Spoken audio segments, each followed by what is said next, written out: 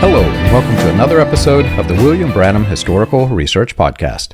I'm your host, John Collins, the author and founder of William Branham Historical Research at william-branham.org, and with me I have my very special guest, Dr. Amanda Thompson, former member of The Message.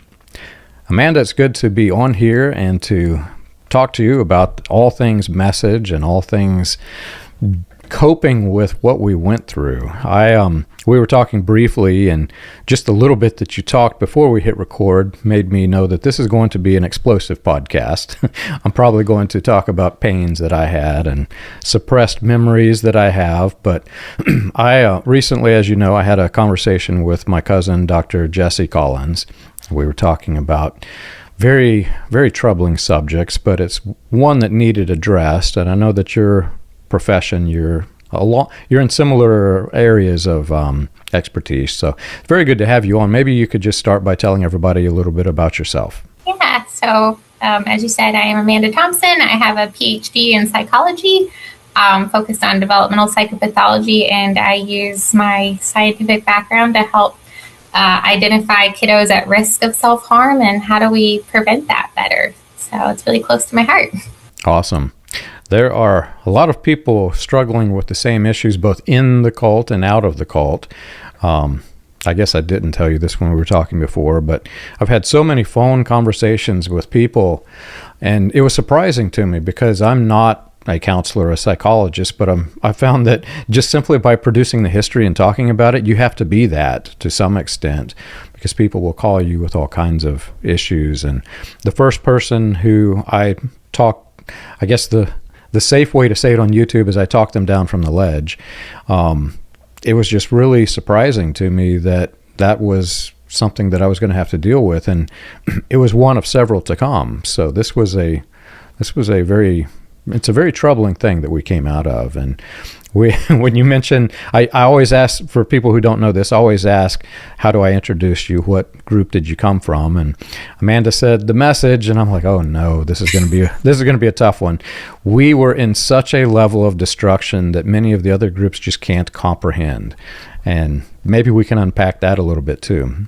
Yeah, I appreciate you recognizing that, and I want to acknowledge how impactful and a positive way what you're doing is, not just for this individual that you clearly helped and could have saved a life for, but myself included. So, keep it up and thank you. But you are right. When you recognize someone else who's been through it, it's impactful on a level that I've yet to find. So I've not been able to really share, even with the love of my life, my husband, really what went on. It's like there's no words for it, despite literally being a scientist. I cannot explain what happened to me, and it drove me to look into what happened to me, and I found you.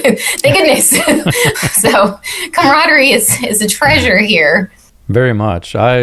One of the people that I talked to, and I don't think he was involved with the cult, but he was experiencing PTSD from the military. And he was describing some of the things that he went through from day to day. And that's when it really sunk in for me. I was experiencing many of the same things, and I was never in any military operations.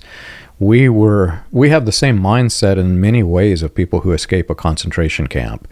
And not many people who are in the cult realize that until they escape, and then they're like, oh my gosh, how do I live? How do I survive? The world around me doesn't feel normal. How do I adapt? And every single aspect of life you have to adjust after leaving.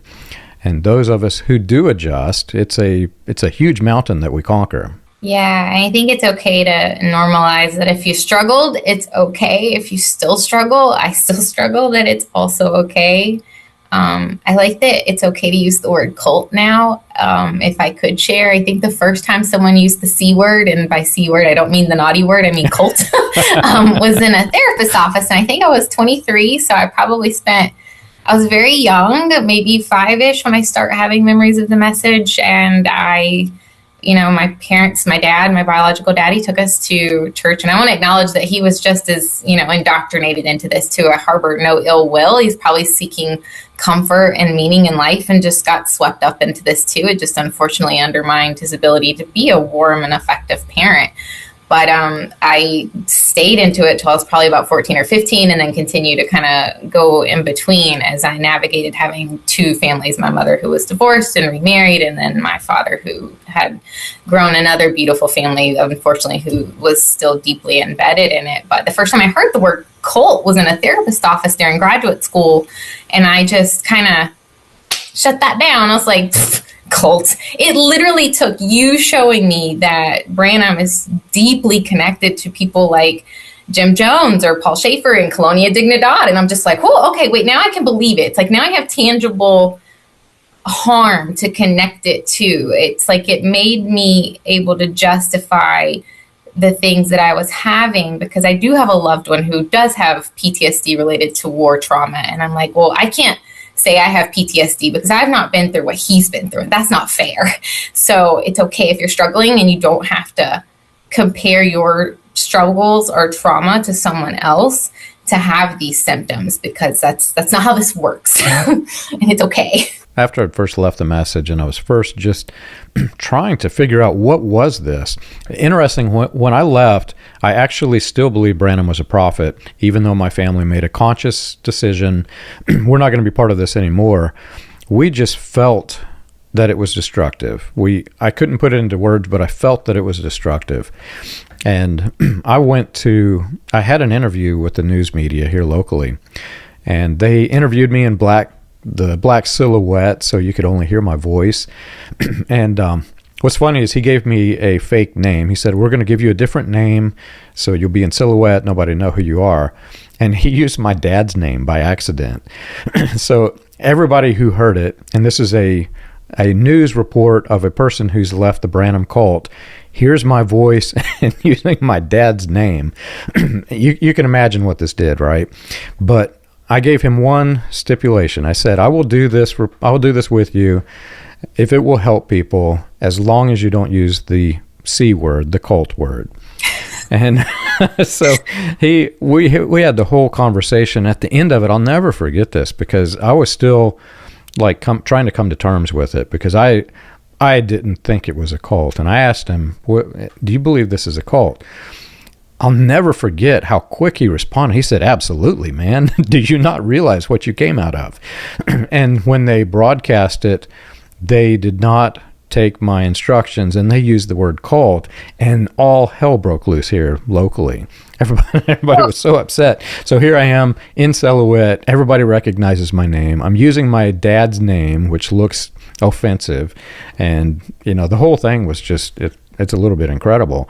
But years later, after looking at everything that we believed, and not just the way that we believed, but the way that it was taught, I'm starting to understand that it doesn't matter, even if Colonia Dignidad or Jim Jones or any of the other destructive groups weren't connected, it's absolutely a cult.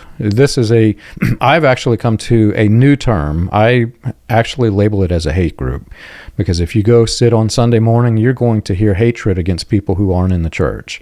And that's, by definition, that's a hate group. And hatred towards the people sitting in there, those little girls and women too. But I appreciate how much you've acknowledged that. And you're so right about it. It's just an incredible, it's just like this little storm of chaos that we were kind of pressure cooked in. And it really is not, it was hard. It definitely impacted my development, how I viewed the world. And even now, I'm so privileged to have access to education. And yet even now, watching Kamala Harris and then Pope Leo, right? And I had gone to Rome. I'm very fortunate that I have a job that helps me travel the world. And I had gone to Rome, and it was such a spiritual experience for me, because I'm like, oh, they're just men. They're just men too. They're not some evil creature, but it still was this anxiety of what if Branham just misinterpreted things, and it was actually this day and time, or it was maybe it's not, a woman's not going to actually be president, but she's going to almost be president, and then soon after we'll have an American pope, and now the world's going to end, and I need to feel guilty because of how I voted, or because I voted in general. God forbid women have the right to vote or intellectual autonomy at all, period. Jesus. Right? So it just was this, even then you still question it, or it's like, you're right. Like it is so deeply ingrained. And me as a scientist now, I'm able to at least unpack some of that. And that's been really helpful and empowering. But it's like, man, I feel weird. Anybody else out there that feels weird, you're not alone. You're not broken. It's okay. Yeah, I fully get it. There were 2 times when I was in the cult that I had tremendous fear. Actually, one time in the cult and then one time outside of the cult, having just left. The time when I was in the cult, I was on some weird medication. I don't remember what it was, but it affected my balance. And we were staying in one of the cabins in Gatlinburg. And I'd never been in one of these places, but you walk out on the deck and it's like a 2,000-foot drop. You're literally on stilts on that deck. And my knees went weak and I just fell to the ground. I actually had to crawl back into the cabin because my equilibrium was so far off. Well, the second time this happened to me, and I didn't go to the ground, but I got off the plane in Los Angeles. And as you can imagine, having been indoctrinated that Los Angeles is going to sink, it's part of the world destruction, I walk out there and I didn't fall, but that same exact feeling happened to me. And I'm like, oh my gosh. And had a great time, had a business meeting, came back home, nothing happened. And now I look back at it, and even that, I don't know if you've studied that prophecy, but even that was a hate speech prophecy. He was angry at Los Angeles because they were snubbing him. He'd been sanctioned by so many groups. So I'm just going to come out with my hatred against the whole city of Los Angeles. And it was at that moment when I came back that I thought, what about all the Christians that are in Los Angeles? He hates them enough to just let them all die. And the whole thing just, it is a hate group. Pure, plain and simple, it's a hate group. Yeah, and there comes some shame with saying you were in a hate group, but, both you and I were not really able to consent to that. We were kind of born into it. But I know that when I grew up, it was like Billy Paul will be an old man or die before California is underwater, basically. And I was like, well, I'm little and everybody's old to me. Like anyone is old. So, and now, he's passed away since then. And California might be experiencing global warming, but it's still just there. There's no sharks. There's no nothing. Like, we're okay. The world did not end yet. But so it was just this constant perpetual fear.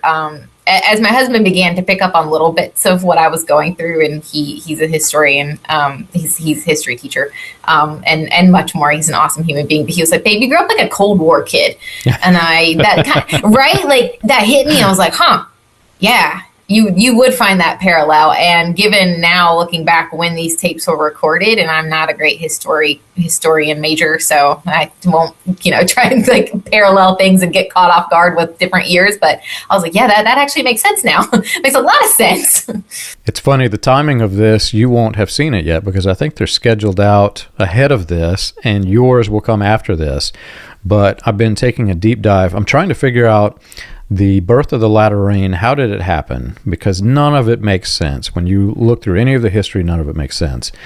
And I've identified several key things. Branham was taking they didn't use the word mantle, but basically he's taking the mantle of Smith Wigglesworth.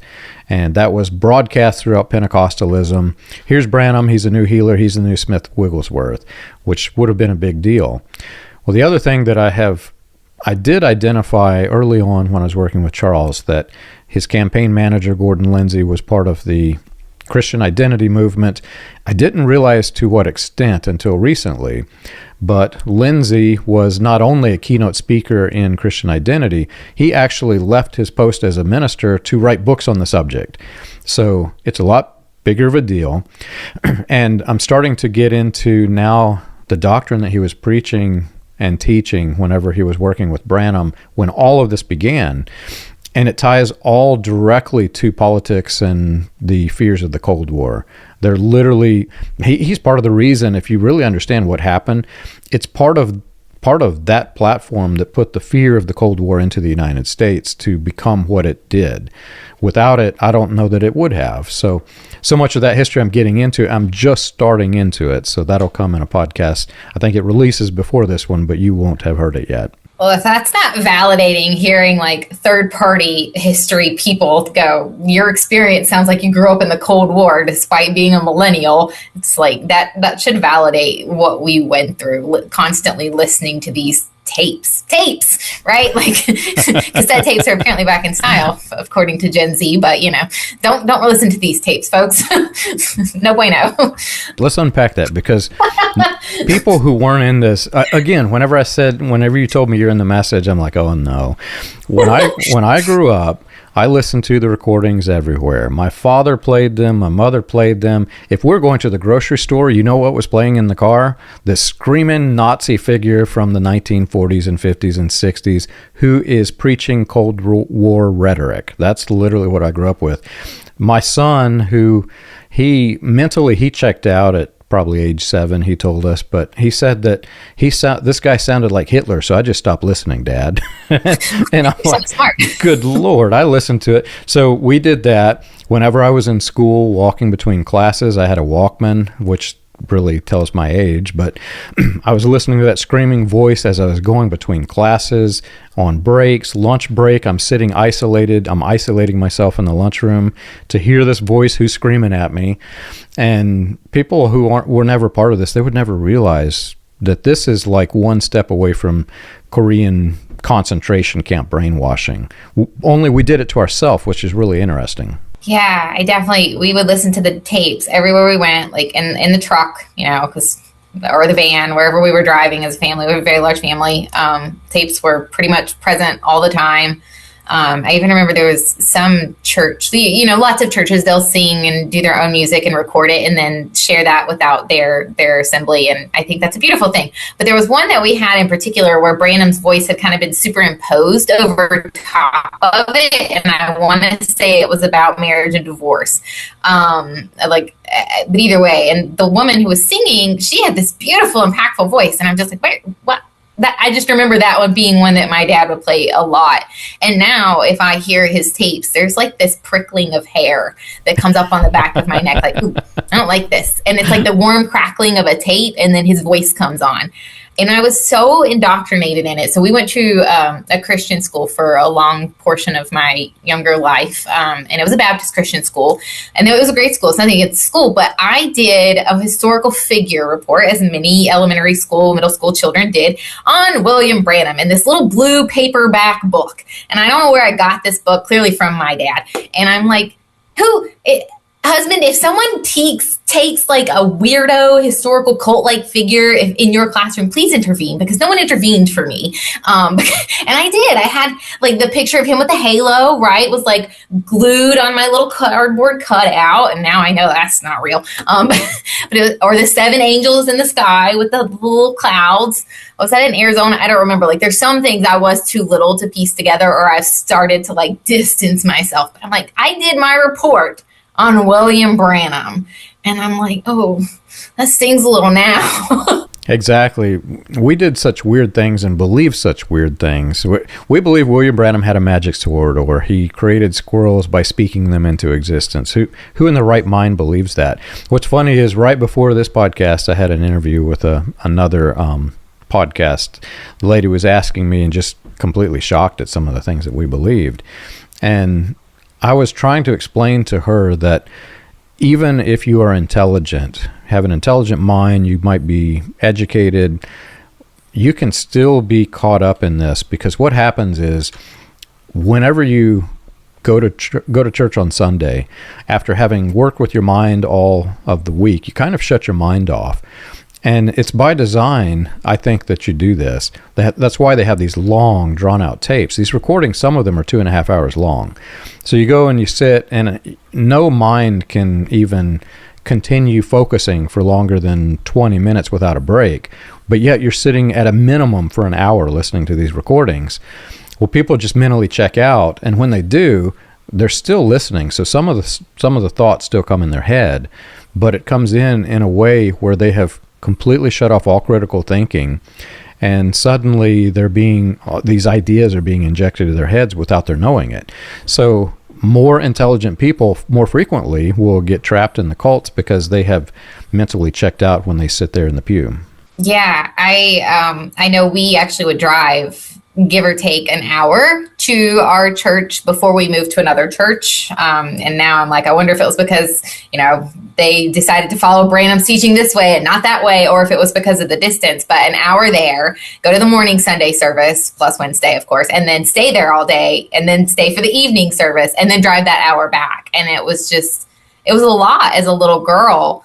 And then I would get in trouble the next Monday for falling asleep in class. And it was a mess. But some of the things that you're saying are kind of resonating with me, like speaking things into existence, or and I'm not trying to, poke at people because that's hurtful. And this is just my lived experience. But I definitely know that individuals would, have visions or dreams that they would use to manipulate me and to control me. And I was in a family that was divorced, and that was definitely used against me. And that is very harmful.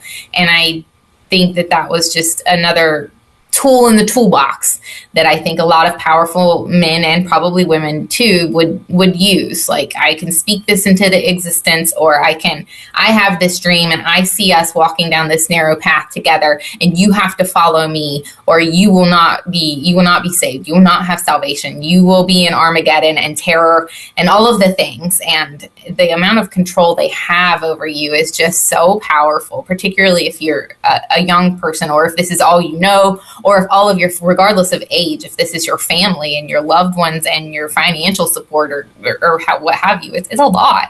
And I know I might be deviating a little bit, but just some of the control for girls and women in particular, which I really appreciate how much you've talked about ad lib, but for me, the bodily autonomy, the intellectual autonomy, and the spiritual autonomy, just in one sum, my parents would say, if you cut your hair in the church, God will not hear your prayers. And I just cannot think of a better metaphor of taking all spiritual, intellectual, and bodily autonomy from a child all in one fell swoop. Like, oof. That's a lot. You took a child's God, her physical autonomy, and her spiritual autonomy, and her ability to question it, because you don't question it. No. And you feel guilty if you do. So it was a lot. So it is a lot. You may not know this either. I think the first real one comes out next week. So, and it'll come out before this one is released. It's hard to juggle all these schedules. I've got so many of these things going. But I have a lady who was involved with Youth with a Mission, who went to Africa and came back. She basically got her master's in psychology or counseling. I can't remember which. But anyway, she has this program where she's helping people, especially females, who are in this type of thing, and they start to feel uncomfortable in their own bodies. And so she goes through somatic experience training, etc., to try to help people to establish themselves and see themselves in a comfortable way. I'm not female, so I can't relate to a lot of that, but I can say that many of the things that women have trouble with, there is a counterpart in the male mind. So whenever a female is being just fully denigrated and preached at so harshly from the pulpit, it's usually the men who are at fault for letting their wives do that, which creates this scenario where there's no way to look at this in a healthy way. As a man, number one, you shouldn't have that control over your wife in the first place, but you're being taught that it's your fault for letting her. So you've got this weird, you're focusing on the guilt more than you are the problem that the woman is basically an object to you. And so over time, what happens is you start to think of women as an object. And this creates an array of other problems for men, which to keep it G-rated, I won't get into it in this podcast, but it really messes with the minds of the men. And I can't even imagine, because I know for the women, it's got to be worse. Yeah, I appreciate you acknowledging that. But I also appreciate you putting me in the shoes of the men. And I know there's probably a lot of women out there going, just hear me out, ladies. Just go with me, because I definitely know that women and men would talk badly about other fathers who let their girls cut their hair or wear certain things. And as one of many girls in my home. I definitely know that my parents probably were subject to this ridicule because I definitely was sneaking pants in my backpack and changing whenever I got to a public school that allowed us to do that. Or, whenever I was at my mother's house, I was definitely listening to rock and roll. Thank you, dear goodness, for letting her. She showed me The Foreigner. Thank goodness. We now have a beautiful history of music that I love.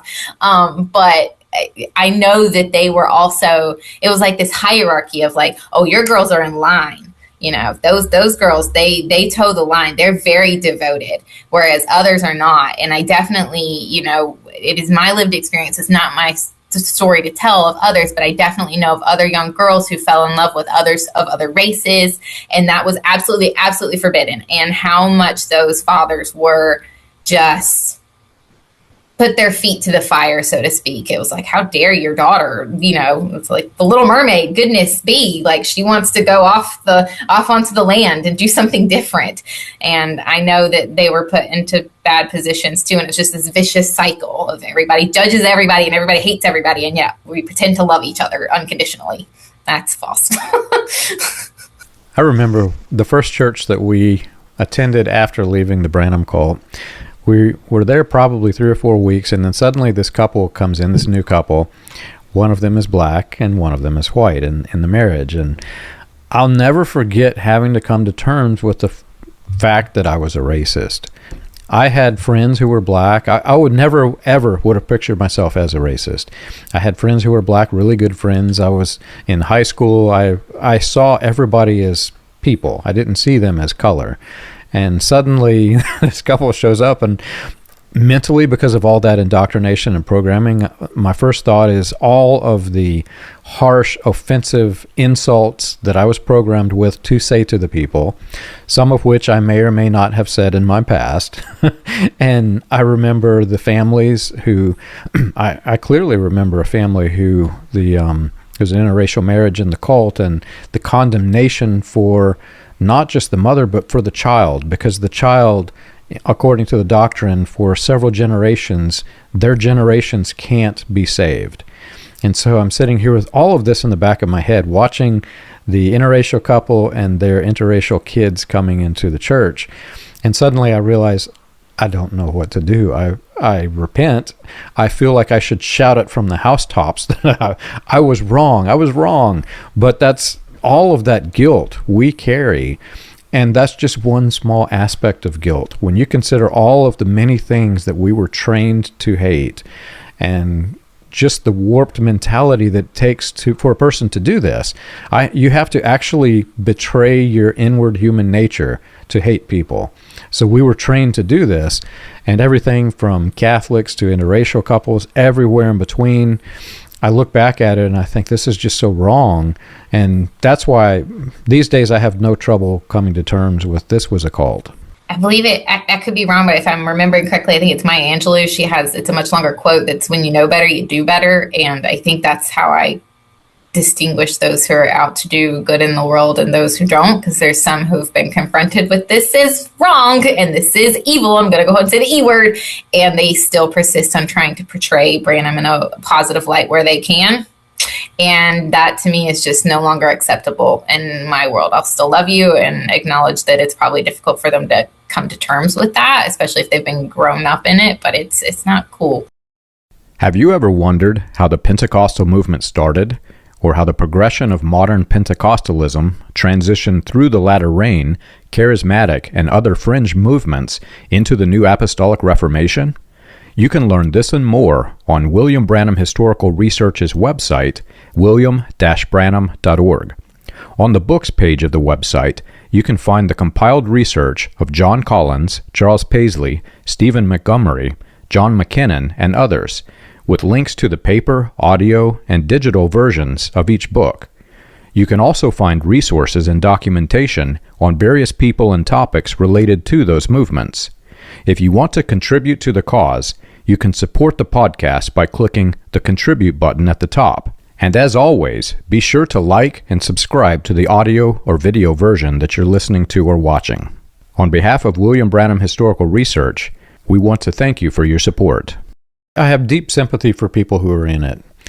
I also, because of what I do, I have to separate myself from it. Because if you stay buried in that mindset of your past, you can never have a future.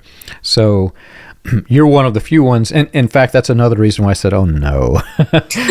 I have mentally distanced myself from Branham other than the historical Branham. Like the cult Branham, for me, I'm past that. He's now an ancient memory. But now I want to know the history, and I'm studying the history. And I can talk to history all day. Having to bring myself back into the mindset of the cult to have a conversation, it's a little bit hard. But for that very reason, because you're manipulated in such a way where you, like I said, you betray your human instincts and human nature. Humans want to be kind to other humans, but you're trained that you can't, and you're trained that you shouldn't. And all of that indoctrination just comes out like a trigger.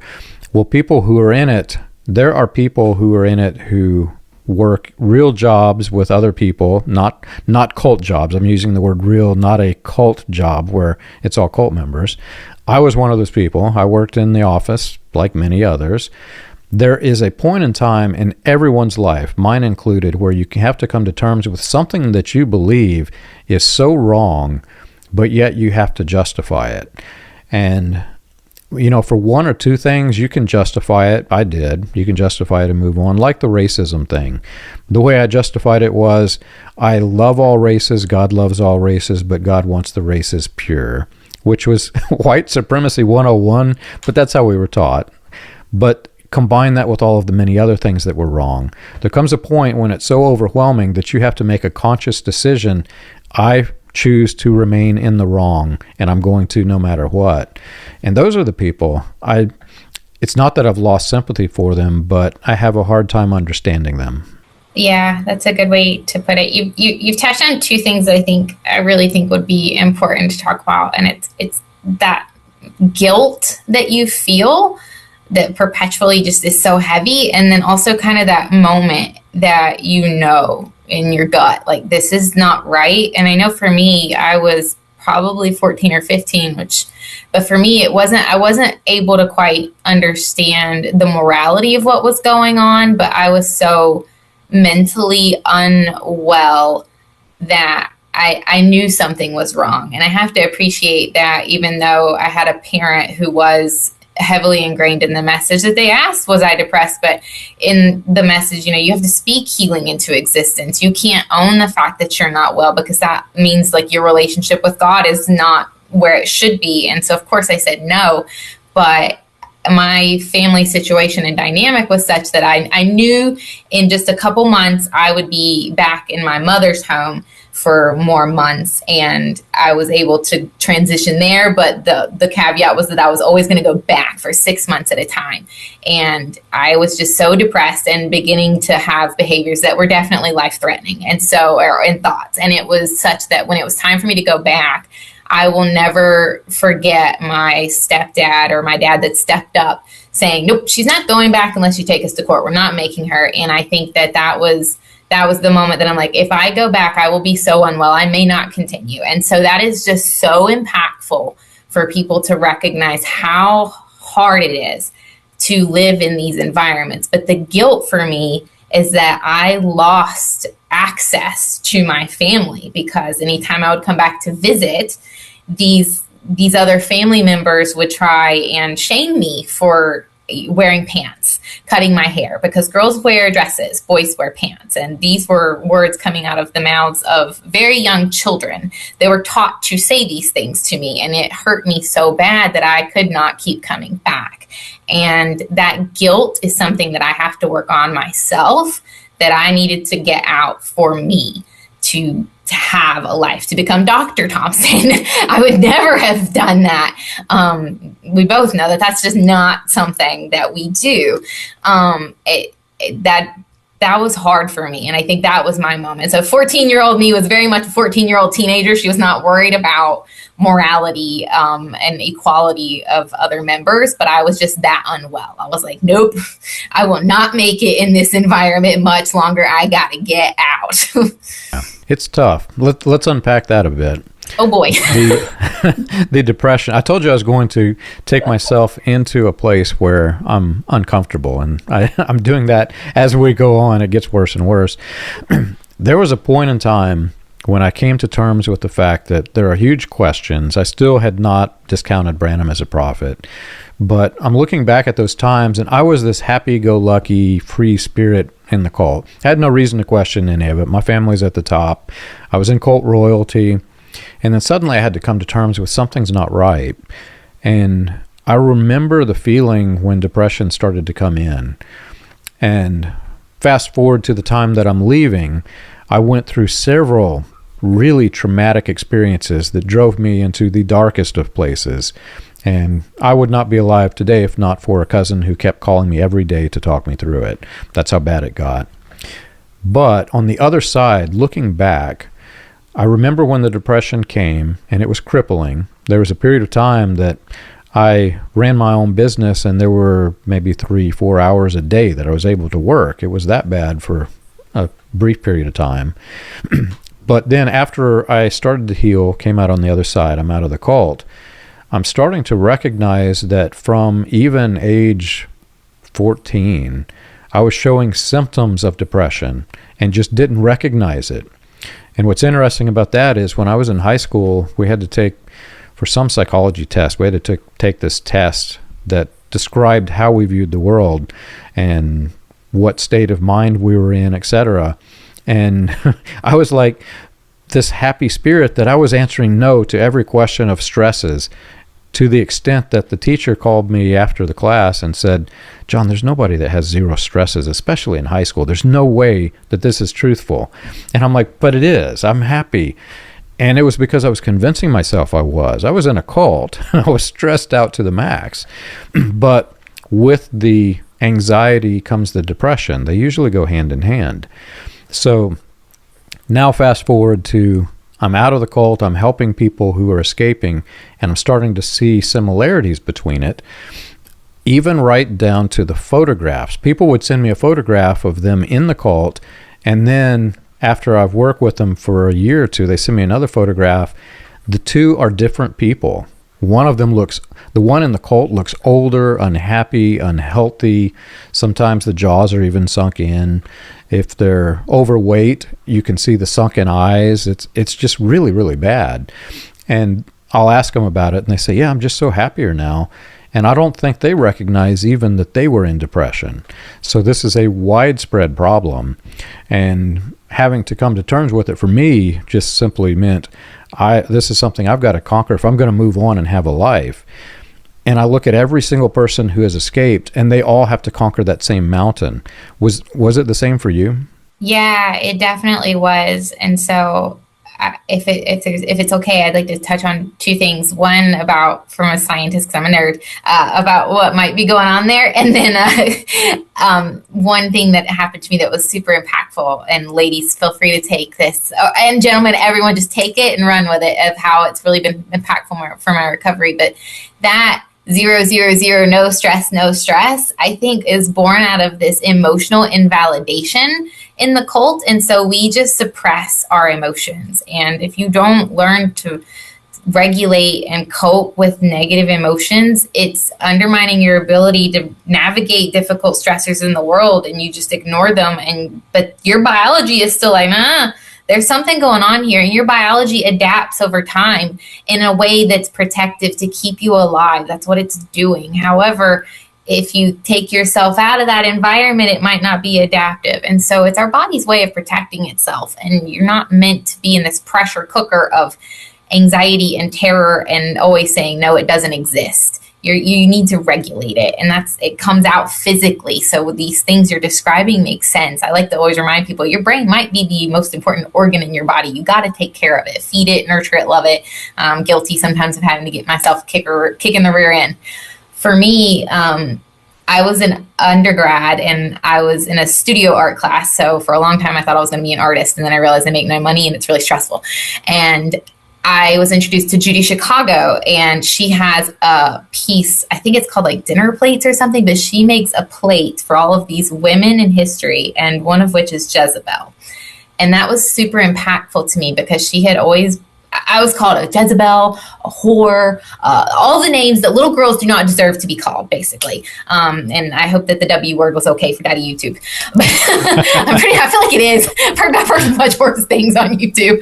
But it taught me something when I saw this gold, beautiful, ornate plate that she deserved a seat at the table, because we only hear one side of that story.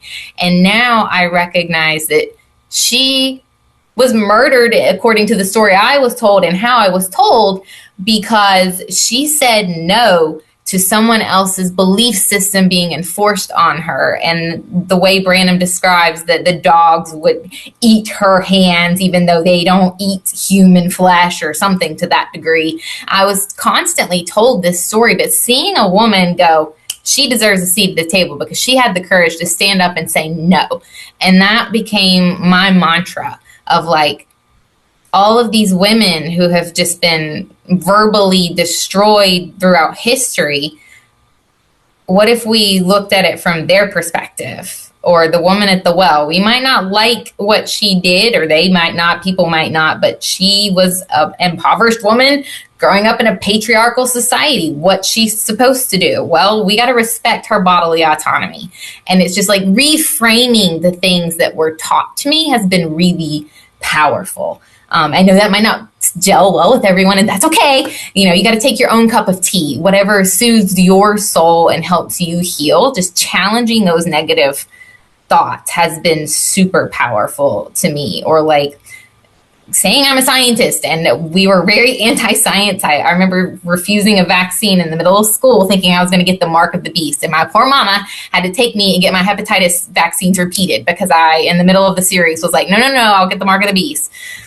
And I'm like, Mom, how did you not intervene? But bless her heart, probably because I wouldn't talk about it. I didn't know. I didn't have the language. I was too little. So yeah, it's real what we went through, and that's how it happens, and that's how I got over the mountain, and I'm still climbing every day, if I'm being quite honest. There's so much to unpack there. So the study of the other side of the story, I did this whenever I was coming out of the cult. I wanted to know all things, and the Jezebel story, because I was trained in my head to think of other women as Jezebel, and it was used as an insult. And suddenly it struck me after I'm leaving, well, that's just a name. It's why am I using it as an insult, as a name? So I go back and I study the history, read the Bible text, what is it saying, but also read the other cultures. And when she was painting her face, it's made out like the pain of the face is this horrific thing, which if you read the book of Esther, it's kind of funny because Esther does the same thing and she's blessed for it.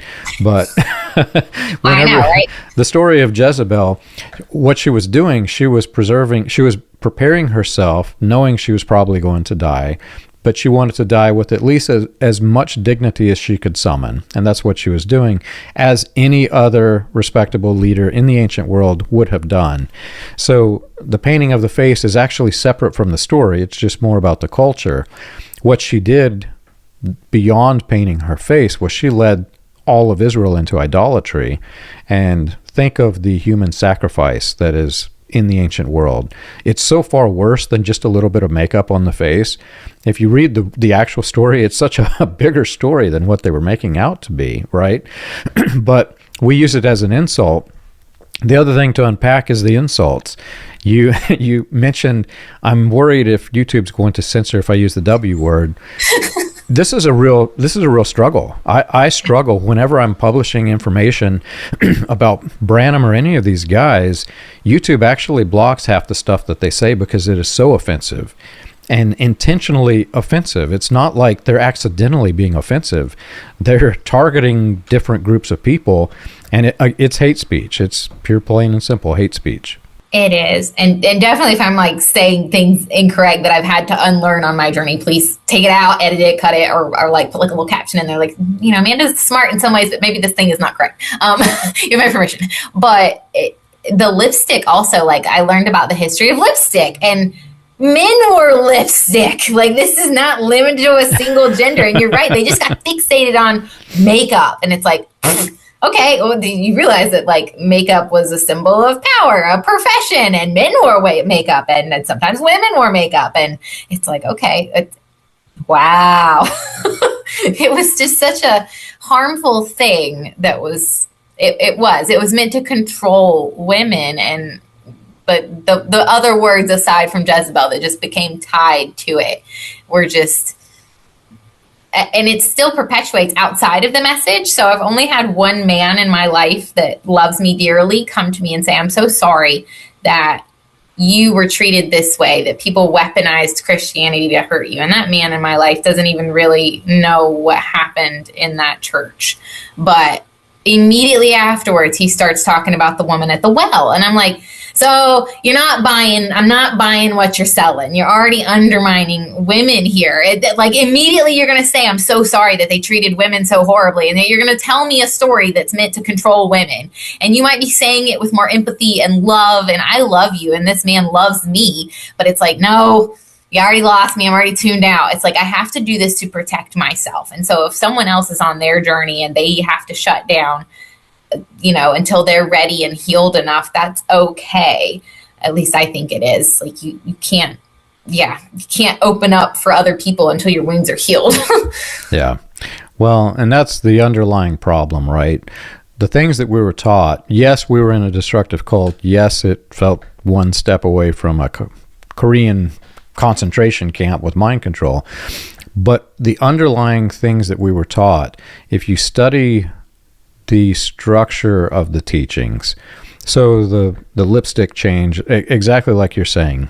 I never wanted to wear lipstick, so I don't fall into that same category, but men did wear lipstick in history. The problem is it was actually an aversion to change. Whenever anything had changed, they were against it. They were against change. And doctrinally speaking, they would just target the change and throw insults at anybody who was changing with the change. But from the mindset of a child, when you're growing up and you're being taught that any change is Satan, well, now what happens whenever you yourself start to change as you evolve and grow into an adult? There are things in your body that's changing. It's that change evil. There are changes in the world around you. Just a decade in advance, you're going to see significant changes in everything from technology to people to culture. Are all of this evil?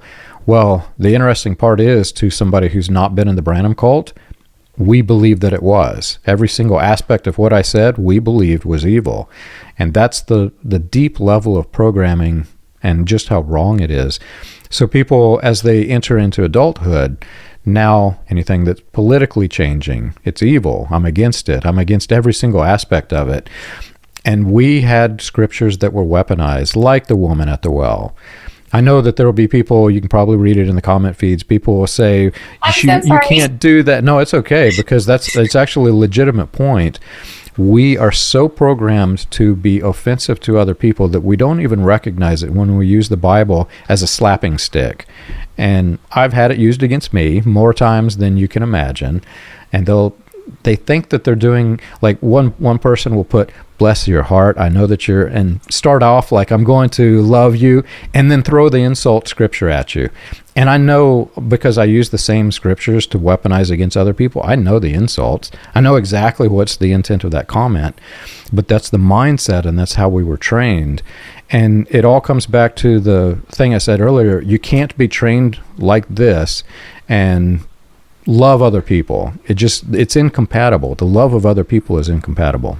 I can't remember which one of your podcasts it was that I listened to not too long ago, but I love that you talked about learning to train your dog. And in psychology, we talk about how you will get much further with positive reinforcement than with punishment. And this is true for humans. I always laugh and I'm like, reinforcing good behavior with my husband and with my colleagues, and people will pick up on it. They're like, I see what you're doing there. And I'm like, yeah, good. But you win people with love. Or my mom, it's just my mom or grandma, she'd be like, you catch more flies with honey than vinegar.